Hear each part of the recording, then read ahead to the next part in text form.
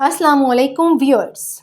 آج ہم بیان کرنے جا رہے ہیں ایک ایسی حقیقت کے بارے میں کہ جس نے لوگوں کے دلوں کو ڈرا کر رکھا ہوا ہے، کہ جس کا نام سن کر لوگ گھبرا جاتے ہیں، پریشان ہو جاتے ہیں، جن کا ظہور قیامت کے قریب ہوگا۔ اور یہ قیامت کی نشانیوں میں سے ایک نشانی ہے یجوج و مجوج۔ یجوج مجوج کا تعلق علامات قیامت سے ہے۔ یجوج و مجوج کے متعلق قرآن پاک نے خود پیش گوئی کی ہے۔ قرآن پاک نے یجوج و مجوج کے متعلق، ان کے متعلق واقعے کو سورۃ القاف اور سورہ انبیاء میں بیان کیا ہے، اور اس مسئلے سے متعلق جو کچھ بھی ہے وہ صرف ان دو سورتوں میں مذکور ہے۔ سورہ قاف میں یہ واقعہ اس طرح مذکور ہے: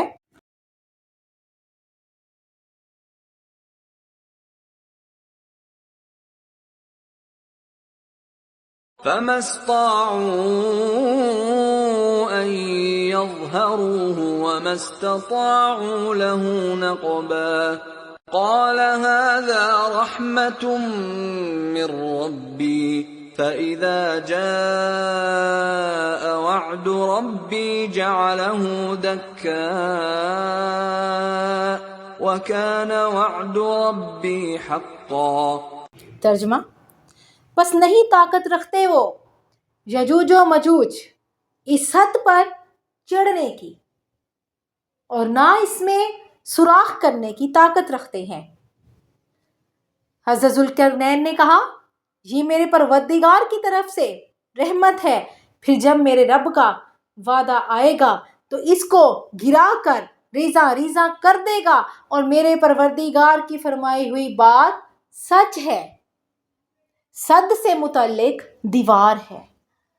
جو یجوج و مجوج کے لیے بنائی گئی تھی، جس کو حضرت ذوالقرنین نے بنایا تھا۔ سورہ انبیاء میں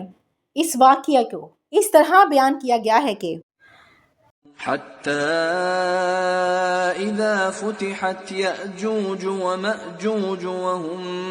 مِّن كُلِّ حَدَبٍ يَنسِلُونَ وَاقْتَرَبَ الْوَعْدُ الْحَقُّ فَإِذَا هِيَ شَاخِصَةٌ أَبْصَارُ الَّذِينَ كَفَرُوا يَا وَيْلَنَا قَدْ كُنَّا فِي غَفْلَةٍ مِّنْ هَٰذَا بَلْ كُنَّا ظَالِمِينَ۔ اور خدا کا سچا وعدہ قریب آ جائے تو اس وقت اچانک ایسا ہوگا کہ جن لوگوں نے کفر کیا ہے اور ان کی آنکھیں کھلی کی کھلی رہ جائیں گی، اور پکار اٹھیں گے، ہائے کم بختی ہماری کہ ہم بے خبر رہے۔ ان دونوں مقامات میں قرآن پاک نے ایک تو یہ بتایا ہے کہ جس زمانے میں ذوالقرنین نے یجوج و مجوج پر سد قائم کی تو اس کے استحکام کی یہ حالت تھی کہ یہ قومیں نہ اس کو پھاند کر اس جانب آ سکتی تھیں، اور نہ اس میں سوراخ پیدا کر کے اس کو عبور کر سکتی تھیں۔ اور صد کی اس مضبوطی اور پائیداری کو دیکھ کر حضرت ذوالقرنین نے خدا تعالیٰ کا شکر ادا کیا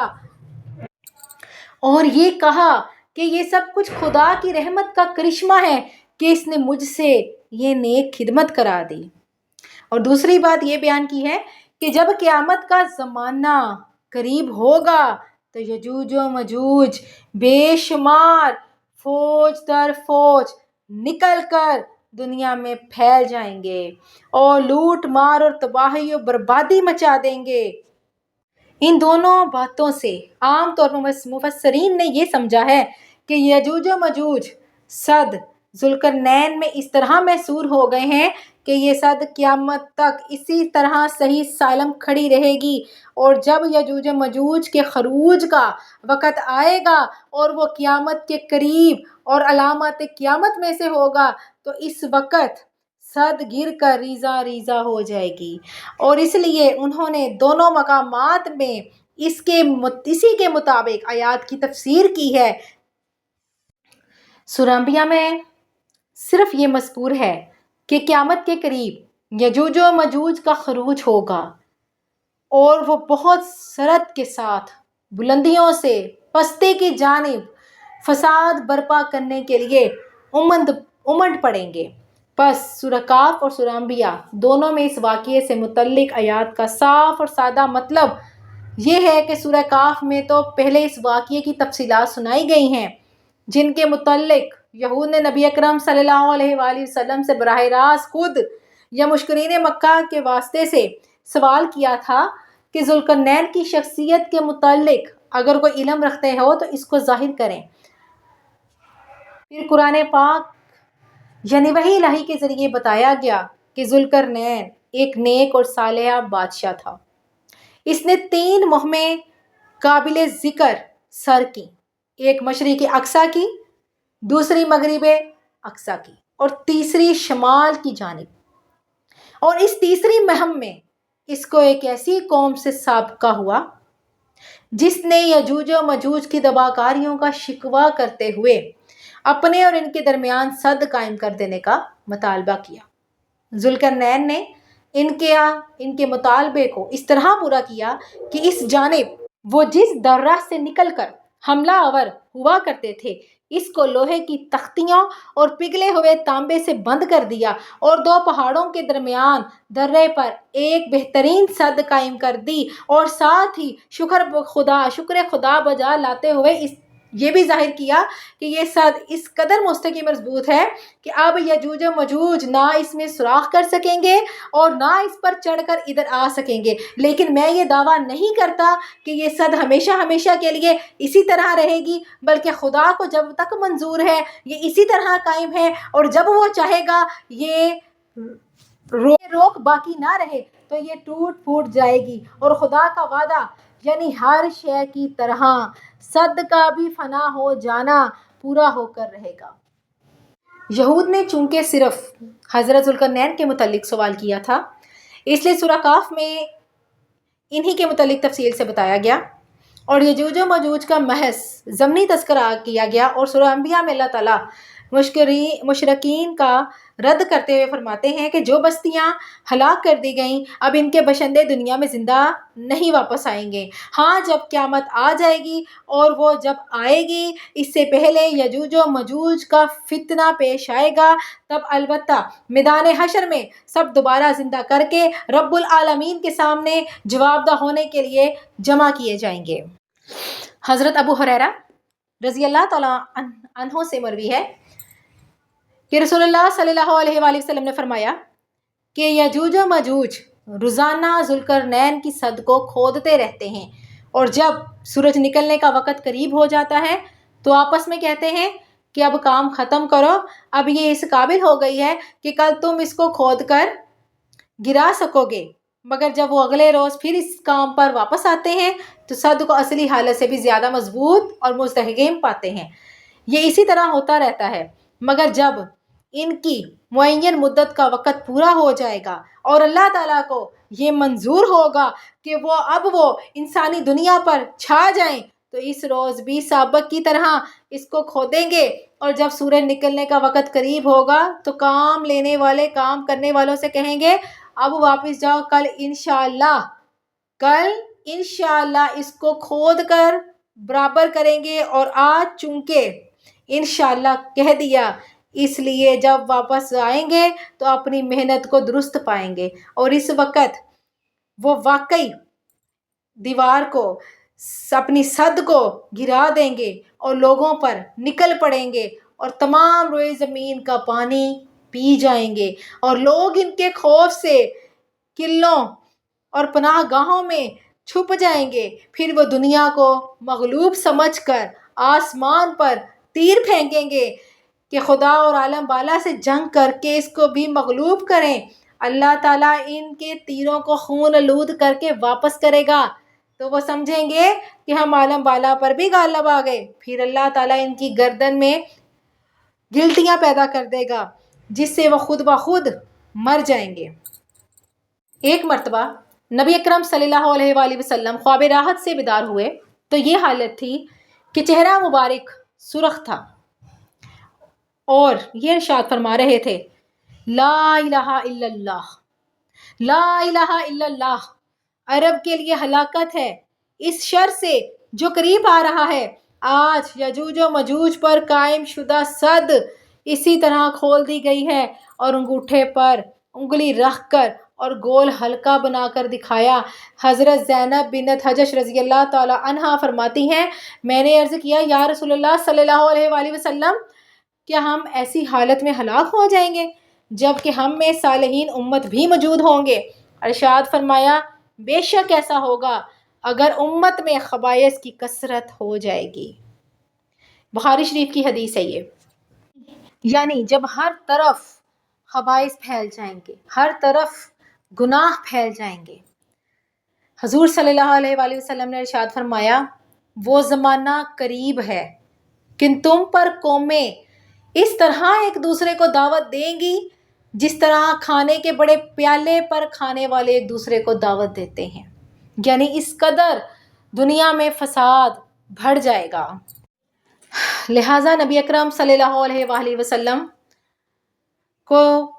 رویا صادقہ میں یعنی خواب میں جو دکھایا گیا تھا، اگرچہ ابھی وہ وقت دور ہے جبکہ قیامت کے قریب تمام قبائل یاجوج و مجوج عالم انسانیت پر چھا جائیں گے، لیکن وہ وقت قریب ہے جبکہ ذوالقرنین کے بعد ان کا ایک اہم خروج ہوگا، ان کا ایک اہم خروج پھر ہوگا اور وہ عرب کی طاقت اور فرما روائی کی بربادی کا پیش خیمہ ثابت ہوگا۔ اور اسی خروج کو اسی طرح حسی طور پر دکھایا گیا ہے کہ گویا صد دیوار میں ایک چھوٹا سوراخ ہو گیا ہے اور آہستہ آہستہ وہ دیوار گر کر منہدم ہو جانے والی ہے، یعنی تباہ ہو جانے والی ہے۔ یعنی حضرت محمد صلی اللہ علیہ وآلہ وسلم کو جو خواب آیا تھا اس کا مطلب یہ ہے کہ آنے والے وقت میں جب گناہ زیادہ بڑھ جائیں گے، ہر جگہ خباثت پھیل جائے گی، ہر جگہ فساد برپا ہو جائے گا، تب اللہ تعالیٰ کے حکم سے یجوج مجوج کی صد میں سوراخ ہو جائے گا اور تب یہ لوگ نکلیں گے اور عرب کی طرف جائیں گے اور لوگوں پر امنڈ پڑیں گے۔ چنانچہ زمانہ نبوی میں یہ وہ وقت تھا کہ ان قبائل میں سے چند منگولین قبائل نے اپنے مرکز سے نکل کر کرب و جوار میں پھیلنا اور چھوٹے چھوٹے حملے کرنا شروع کر دیا تھا، اور آخر کار 6 صدی ہجری میں چنگیز خان ان کا قائد بن گیا اور اس نے منتشر قبائل کو ایک جگہ جمع کرنا شروع کیا، اور پھر اس کے بیٹے اقتائی خان نے ایک بے پناہ طاقت کے ساتھ اٹھ کر مغرب و جنوب پر حملہ کر دیا اور آخر ہلاکو خان کے ہاتھوں بغداد کی عرب خلافت کا خاتمہ ہو گیا اور اس نے خلافت عربیہ کو تحت تبالہ برباد کر ڈالا۔ یعنی قیامت کا ظہور تو تبھی سے شروع ہو گیا ہے، لیکن سب خدا کی رضا ہے۔ جب اللہ کی رضا ہوگی، جب قیامت بالکل قریب آ جائے گی، تب یہ نشانیاں اور نمودار ہوں گی۔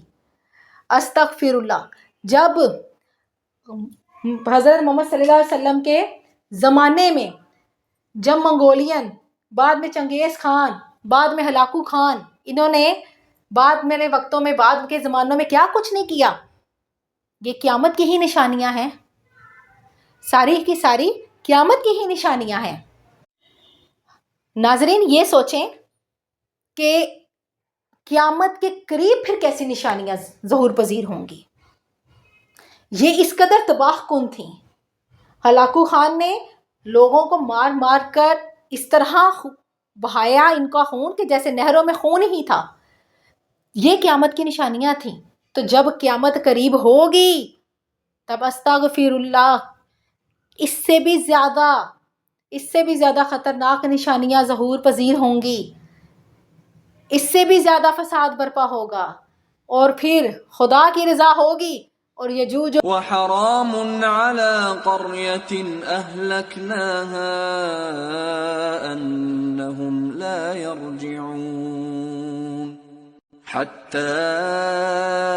إذا فتحت يأجوج ومأجوج وهم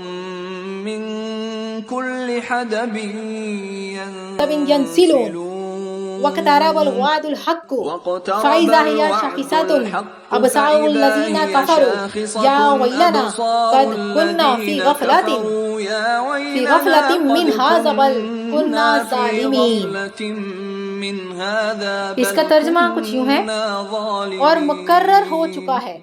ہر ایک ایسی بستی پر کہ جس کو ہم نے ہلاک کر دیا ہے کہ اس کے بسنے والے واپس نہ ہوں گے یہاں تک کہ کھول دیے جائیں یجوج و مجوج، اور وہ ہر بلندی سے دوڑتے ہوئے امنڈ پڑیں اور قریب آ جائے سچا وعدہ، پھر اس وقت حیرانی سے کھلی کی کھلی رہ جائیں آنکھیں منکروں کی، اور کہیں ہائے ہماری بدبختی کہ ہم بے خبر رہے اس قیامت سے، بلکہ ہم ظلم و شرارت میں سرشار رہے۔ پس مندرجہ بالا آیت میں، اس آیت کے سیاق و سباق میں یہ بات بخوبی واضح کر دی گئی ہے کہ اس مقام پر یجوج و مجوج کے ایک ایسے خروج کی اطلاع دی گئی ہے جس کے بعد دنیا کی ہستی کا کوئی سلسلہ باقی نہیں رہ جائے گا اور صرف قیامت برپا ہو جائے گی، یعنی صرف ایک سور کی دیر باقی رہ جائے گی جب سور پھونک دیا جائے گا، جو اس واقعے کی تکمیل کے بعد عمل میں آ جائے گا، اور اس دن وہ سب جمع کیے جائیں گے اور اس دن جہنم کافروں پر پیش کی جائے گی۔ یاجوج و ماجوج کے ظہور سے پہلے بہت زیادہ فساد برپا ہو چکا ہوگا۔ واقعات یہاں تک پہنچ جائیں گے کہ اللہ تعالیٰ حضرت مسیح بن مریم علیہ السلام کو بھیجے گا، اور وہ دمشق کے سپید کے نزدیک اس طرح اتریں گے کہ زعفرانی رنگ کی 2 چادروں میں ملبوس اور فرشتوں کے بازوؤں پر ہاتھ کا سہارا دیے ہوئے ہوں گے۔ جب سر کو جھکائیں گے تو پانی ٹپکنے لگے گا، اور جب سر اٹھائیں گے تو اسے پانی کے قطرات اس طرح گرنے لگیں گے کہ گویا ہاتھ سے موتی ٹوٹ کر گر رہے ہیں، یعنی آسمان پر غسل کر کے فوراً ہی نزول ہوگا۔ جہاں تک ان کا سانس جائے گا کافر کی موت کا باعث ہوگا، اور ان کا سانس ان کی حد نظر تک پہنچے گا، پھر اتر کر وہ دجال کا پیچھا کریں گے اور وہ اس کو بیت المقدس کے قریب بستی لد کے دروازے پر پائیں گے اور قتل کر دیں گے۔ پھر حضرت عیسیٰ علیہ السلام ان لوگوں کے پاس تشریف لائیں گے جن کو اللہ تعالیٰ دجال کے فتنے سے محفوظ رکھے گا، اور ان کے غبار آلود چہروں کو مسح کرتے ہوئے ان کو جنت میں جو درجات ملیں گے اس کے متعلق باتیں کریں گے۔ حالات یہاں تک پہنچیں گے کہ اللہ تعالیٰ حضرت عیسیٰ علیہ السلام پر وحی کرے گا کہ اب میں اپنے بندوں میں سے ایک ایسی قوم کو نکالتا ہوں جن سے جنگ کرنے کی دنیا میں کسی کے اندر طاقت نہیں ہے، لہٰذا تم میرے تمام بندوں کو طور پر لے جاؤ۔ اس کے بعد اللہ تعالیٰ یجوج و مجوج کو نکالے گا جو تیزی کے ساتھ دوڑتے ہوئے آئیں گے اور ہر بلند جگہ سے نکل پڑیں گے،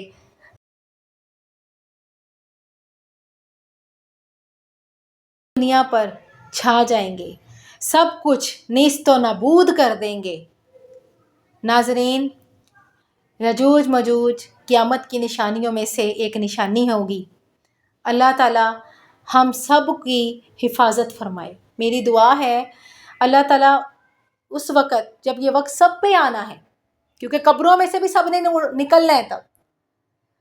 اللہ ہم سب کی حفاظت فرمائے۔ روزہ آخرت اللہ تعالیٰ ہمارے گناہوں کو بخش دے اور ہمیں جنت الفردوس میں اعلیٰ مقام نصیب فرمائے، کیونکہ ہمارے پیارے نبی حضرت محمد صلی اللہ علیہ وسلم نے فرمایا کہ جب بھی دعا مانگو اپنے لیے تو یہی دعا کرو کہ اللہ تعالیٰ ہمیں جنت الفردوس میں جگہ نصیب فرمانا۔ اللہ سے ہمیشہ اونچے درجے مانگے۔ اللہ کی ذات بڑی بے نیاز ہے، بے شک اللہ ان اللہ علی کل شیء قدیر، بے شک اللہ ہر چیز پر قادر ہے۔ شکریہ دوستو۔